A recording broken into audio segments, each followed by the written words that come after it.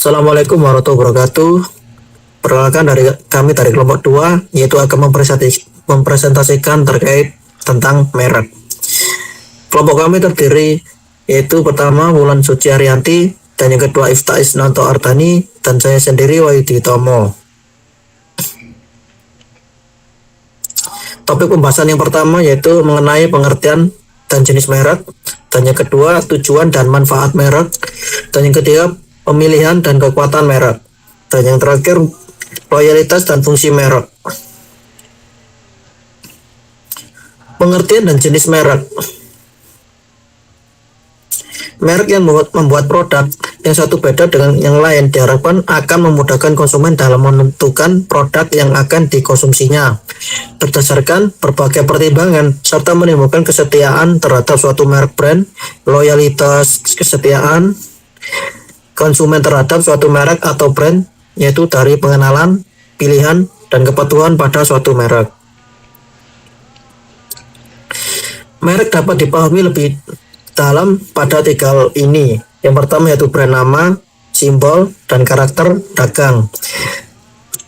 Brand nama yaitu seperti contohnya yaitu Aqua, KFC, Toyota, dan Sugus. Dan kalau simbol contohnya itu seperti simbol sayap pada motor Honda, gambar jendela pada Windows. Dan yang karakter dagang contohnya seperti si Domar pada Indomaret, dan burung dan kucing pada makanan Gary. Jenis merek yang pertama yaitu manufaktur brand. Manufaktur brand atau merek perusahaan adalah merek yang dimiliki oleh suatu perusahaan yang memproduksi produk atau jasa, seperti contoh yaitu Sobel, Ultraflu, Soklin, dan yang lain-lain. Dan yang kedua, private brand atau merek pribadi. Private brand atau merek pribadi adalah merek yang dimiliki oleh distributor atau pedagang dari produk atau jasa, seperti contoh hipermarket Giant yang menal.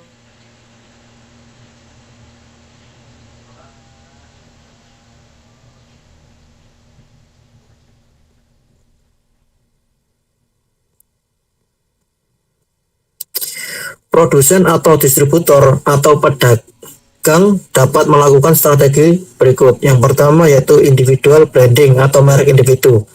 Individual branding adalah memberi produk merek berbeda pada produk baru, seperti pada deterjen, sup, dan rinso. Dan yang kedua, family branding atau merek keluarga adalah memberi merek yang pada beberapa produk dengan alasan mendompleng merek yang sudah ada dikenal masyarakat, seperti motor Suzuki Satria, seperti itu. Next, tujuan dan manfaat merek.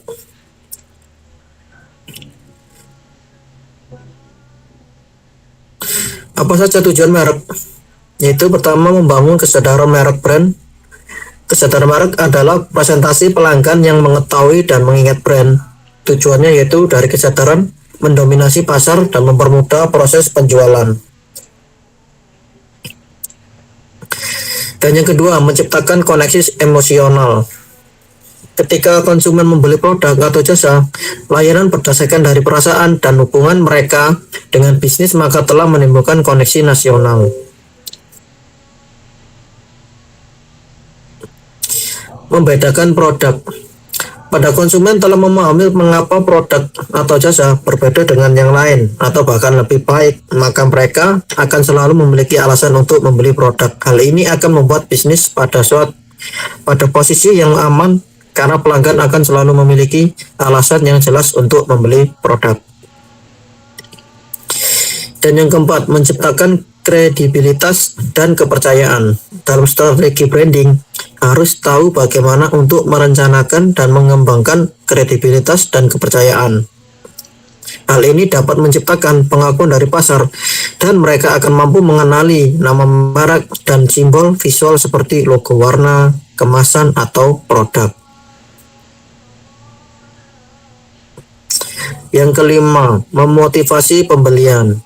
Merek merupakan alat pemasaran yang sangat efektif dan efisien untuk membangun minat, gengsi, motivasi, dan daya tarik pembeli bagi pelanggan. Manfaat merek.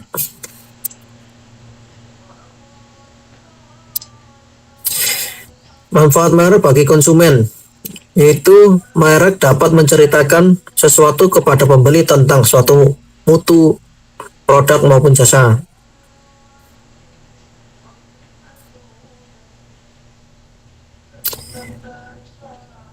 Manfaat merek bagi perusahaan, yaitu merek memudahkan penjual dalam mengolah pesanan dan menelusuri masalah yang timbul. Merek dapat memberikan perlindungan hukum atas keistimewaan yang dimiliki oleh suatu produk. Dan merek memungkinkan untuk menarik sekelompok pembeli yang setia dan menguntungkan. Dan yang terakhir, merek membantu penjual dalam melakukan segmentasi pasar.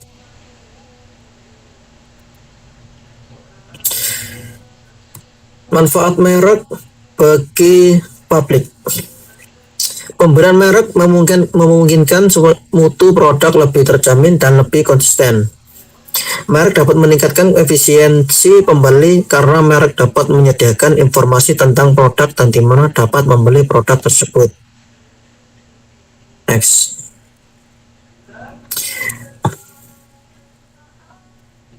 Mas. Pemilihan dan kekuatan merek.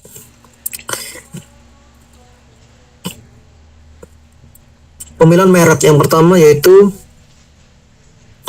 memorable. Elemen merek harus gampang dikenali dan diingat. Hal ini mendukung tingkat ekuitas merek yang bertujuan mencapai tingkat tertinggi dan brand awareness pasar.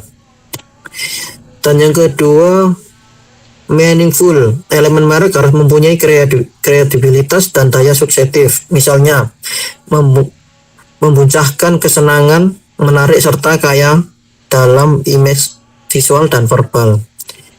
Dan yang ketiga, transferability. Elemen merek ini bersifat mobile, baik dari sisi kategori, produk maupun batasan geografis maupun budaya. Dan yang keempat, adaptability. Elemen merek ini harus bersifat fleksibel agar dengan gampang lebih mudah dipengaruhi dan disesuaikan dengan konteks. Dan yang terakhir, protectability. Elemen merek ini harus aman baik secara hukum maupun persaingan. Kekuatan merek, brand equity. Menghadapi persaingan yang ketat, merek yang kuat merupakan suatu pembeda yang jelas, bernilai, dan berkesinambungan, menjadi ujung tombak bagi daya saing perusahaan dan sangat membantu dalam strategi pemasaran.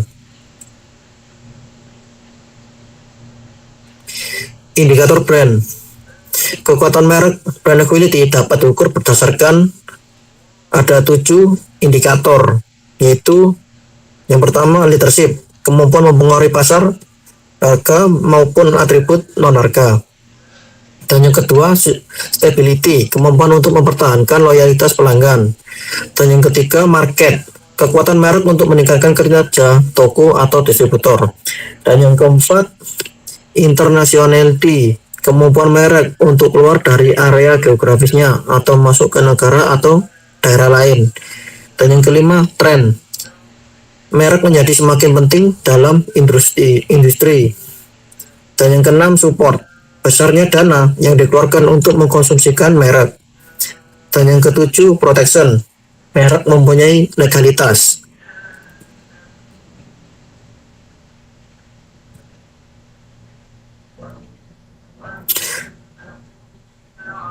Brand equity dapat dikelompokkan ke dalam 6 kategori. Next, Mas.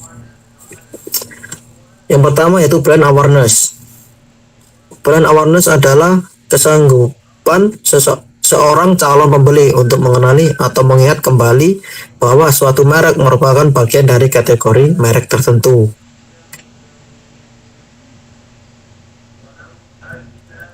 Dan yang kedua, customer perception, didefinisikan sebagai persepsi pelanggan terhadap keseluruhan kualitas atau keunggulan suatu produk atau jasa berkenan dengan maksud yang diharapkan. Dan yang ketiga, brand association, adalah sesuatu yang berkaitan dengan ingatan mengenai sebuah produk. Asosiasi ini tidak hanya eksis, namun juga memiliki suatu tingkat kekuatan. Keterikatan pada suatu merek akan lebih kuat apabila dilandasi pada banyak pengalaman atau penampakan untuk mengkomunikasikannya. Brand image. Brand image adalah apa yang konsumen pikirkan dan rasakan ketika mendengar atau melihat sebuah brand. Image konsumen yang positif terhadap satu brand lebih memungkinkan konsumen untuk melakukan pembelian. Brand yang lebih baik juga menjadi dasar untuk membangun image perusahaan yang positif. Yang terakhir, brand identity. Ialah segala jenis elemen dari brand yang meliputi penyampaian karakter, komitmen, dan nilai produk sebuah perusahaan agar dikenal oleh konsumen melalui aspek warna, simbol, dan sebagainya. Dan yang terakhir, brand loyalty merupakan ukuran kesetiaan seorang pelanggan pada sebuah merek. Brand loyalty memiliki tingkatan sebagai berikut. Switcher price buyer, tingkat loyalitas yang paling besar adalah pembeli tidak loyal atau sama sekali tidak tertarik pada merek-merek apapun yang ditawarkan. Dan yang kedua, habitual buyer, tingkat kedua adalah para pembeli puas dengan produk yang digunakan atau minimal tidak mengalami kekecewaan. Dan yang ketiga, satisfied buyer, tingkat ketiga berisi orang-orang yang puas namun memikul biaya peralihan. Dan yang keempat, emosional buyer, tingkat keempat adalah konsumen benar-benar menyukai merek tersebut. Pilihan konsumen terhadap suatu merek dilandasi pada suatu asosiasi seperti simbol, rangkaian, pengalaman menggunakannya, atau kesan kualitas yang tinggi. Dan yang kelima, committed buyer, tingkat teratas adalah para pelanggan yang setia. Para pelanggan mempunyai suatu kebanggaan dalam menentukan atau menjadi pengguna suatu merek.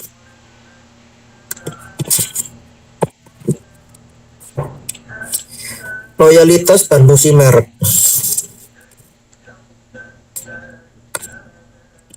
Loyalitas atau kesetiaan didefinisikan sebagai komitmen yang dipegang kuat untuk membeli atau berlangganan lagi produk atau jasa tertentu di masa depan, meskipun ada pengaruh situasi dan usaha pemasaran yang berpotensi menyebabkan perubahan perilaku.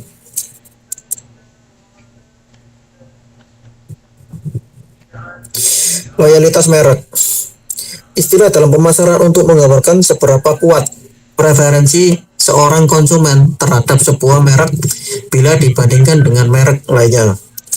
Loyalitas merek seringkali diukur dari seberapa banyak pembeli ulang dilakukan atau dari sensitivitas merek.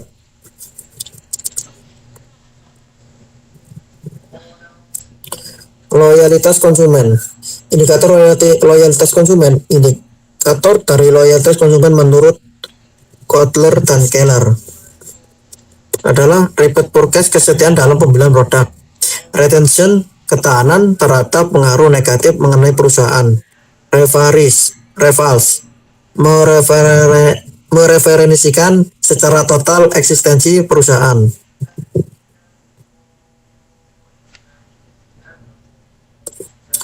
Fungsi merek, tanda pengenal untuk membedakan hasil produksi yang dihasilkan seorang atau beberapa orang secara bersama-sama, atau badan hukum dengan produksi orang lain atau badan hukum lainnya sebagai alat promosi sehingga mempromosikan hasil produksinya. Cukup dengan menyebutkan mereknya. Fungsi brand, identitas merek adalah apa yang dimaksud oleh merek dan bagaimana hal itu dirasakan di dunia. Dan yang kedua, trust. Kepercayaan dianggap sebagai cara yang lebih penting dalam membangun dan memelihara hubungan dengan pelanggan dan jangka panjang. Dan yang ketiga, desain. Dengan membuat desain, merek dapat memilih dari ratusan template yang dapat disesuaikan dan mendesain yang benar-benar menunjukkan merek dan produk Anda. Dan yang keempat, value. Nilai suatu merek sama saja dengan membicarakan masa depan merek. Semakin kuat nilai merek, resiko mereknya akan semakin kecil.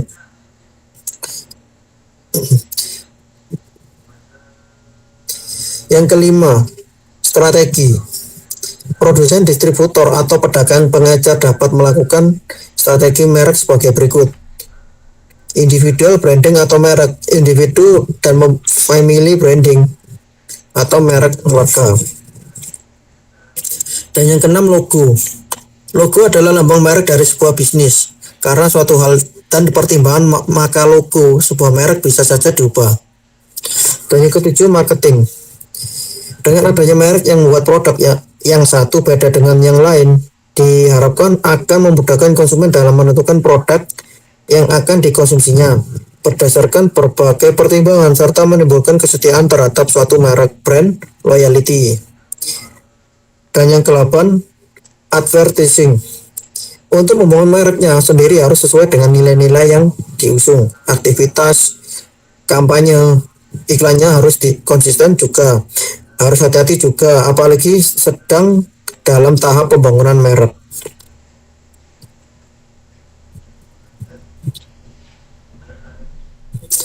Berbicara tentang manfaat, maka berbicara tentang kegunaan. Dengan kata lain, apa yang akan kita dapat dari sesuatu hal tersebut. Untuk apa sih merek? Manfaatnya apa? Apakah ada manfaatnya? Merek memiliki manfaat bagi produsen. Di antaranya manfaatnya yaitu yang pertama, memudahkan perusahaan dalam menangani produk. Dan yang kedua, membantu dalam mengatur persediaan dan laporan keuangan ketika produk sudah ada namanya. Dan yang ketiga, merek juga akan membantu memberikan perlindungan hukum untuk fitur atau aspek unik dari sebuah produk. Dan yang keempat, brand nama dapat dilindungi melalui merek dagang yang terdaftar. Proses produksi dapat dilindungi melalui hak paten. Dan yang kelima, hak atas kekayaan intelektual menjamin perusahaan dapat dengan aman menanam modal dalam brand dan menuai keuntungan semua aktivitas yang berharga.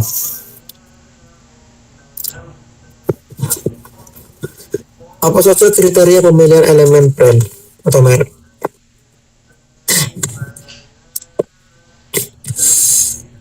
Yang pertama, mudah diingat. Artinya elemen merek yang dipilih hendaknya yang mudah diingat. Dan yang kedua, memiliki makna. Artinya elemen merek hendaknya mengandung sebuah makna maupun penjelasan atau deskripsi dari produk. Dan yang ketiga, menarik dan lucu. Pendekatan lain untuk menarik perhatian konsumen adalah dengan variasi elemen yang merek yang unik. Lucu, pemilihan elemen yang kaya akan visualisasi dan imajinasi. Dan yang keempat, fleksibel. Artinya elemen merek dapat dimengerti dan tetap dapat diterima oleh daerah atau pasar. Dan yang kelima, legal. Artinya brand elemen tersebut sah menurut hukum dan undang-undang yang berlaku sehingga berada di bawah perlindungan hukum. Sekian presentasi dari kelompok kami. Mungkin ada yang perlu ditanyakan, bisa di kolom komentar kami. Terima kasih. Assalamualaikum warahmatullahi wabarakatuh.